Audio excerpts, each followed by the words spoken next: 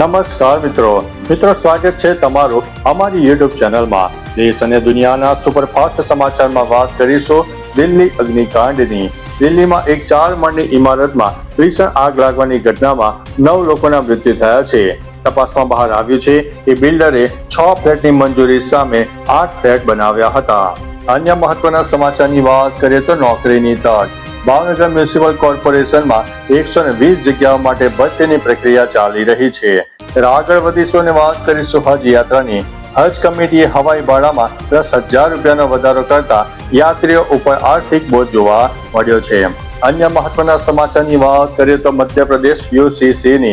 મધ્યપ્રદેશમાં ટૂંક સમયમાં યુનિફોર્મ સિવિલ કોડ બિલ રજૂ કરવામાં આવી શકે છે। આગળ વધીશું અને વાત કરીશું શ્રીલંકા ભારત કનેક્ટિવિટીની। ભારત અને શ્રીલંકા વચ્ચે 30 કિલોમીટરનો નવો દરિયાઈ સેતુ અથવા તો ટનલ બનાવવાની હિમાયત કરવામાં આવી રહી છે।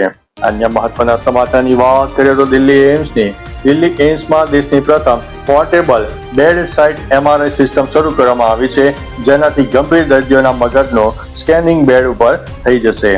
મિત્રો, અન્ય મહત્વના સમાચારની વાત કરીએ તો વૃક્ષારોપણ અભિયાનની। ઉત્તર પ્રદેશના મુખ્યમંત્રી યોગી આદિત્યનાથે વર્ષ 2026માં રાજ્યમાં 35 કરોડ નવા છોડ રોપવાનું લક્ષ્ય રાખ્યું છે।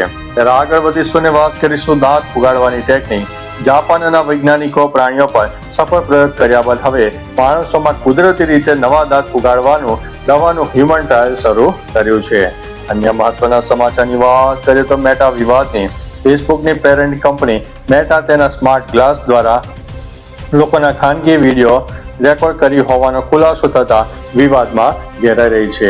મિત્રો, અન્ય મહત્વના સમાચારની વાત કરીએ તો સાયબર સુરક્ષાની। નિષ્ણાતોએ ચેતવણી આપી છે કે ગૂગલ જેમિનાઈ અને ચેટ જીપીટી જેવા AI ટૂલ્સનો દુરુપયોગ સાયબર હુમલા અને છેતરપિંડી માટે થઈ શકે છે। અન્ય મહત્વના સમાચારની વાત કરીએ તો નેપાળ સાથે વિવાદ। નેપાળે ભારતીય મુસાફરોને લીપુ લેકથી માનસરોવર ન જવાની ચેતવણી આપીને વિવાદાસ્પદ નિવેદન આપ્યું છે। અન્ય મહત્વના સમાચારની વાત કરીએ તો ભારત ઇઝરાયલ સંબંધો। ભારત અને ઇઝરાયલ હવે આતંકવાદ સામે લડવા માટે સંયુક્ત વ્યૂહરચના ઉપર કામ કરી રહ્યા છે। અન્ય મહત્વના સમાચારની વાત કરીએ તો ઈરાન અમેરિકા તણાવની। ઈરાને અમેરિકા સામે 14 મુદ્દાનો શાંતિ પ્રસ્તાવ મૂક્યો છે, પરંતુ રાષ્ટ્રપતિ ટ્રમ્પે હજુ પણ કડક વલણ અપનાવ્યું છે। આ દરમિયાન ભારતે ઈરાનની મદદથી હોર્મુઝ રોડ દ્વારા 45,000 ટન LPG રસોઈ ગેસ ભારતમાં લાવવામાં સફળતા મેળવી છે। અન્ય મહત્વના સમાચારની વાત કરીએ તો જાપાન અને ટેકનોલોજી।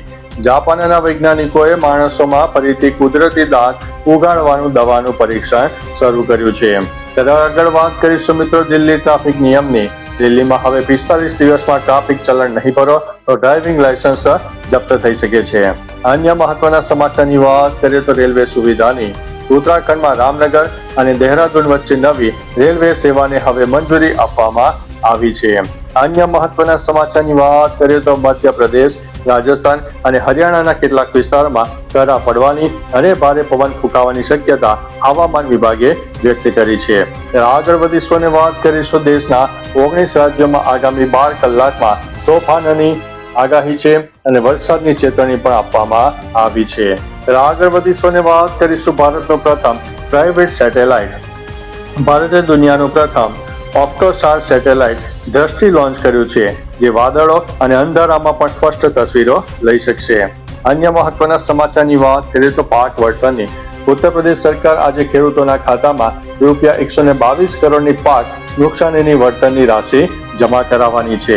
અન્ય મહત્વના સમાચારની વાત કરીએ તો હિમાચલ બોર્ડની।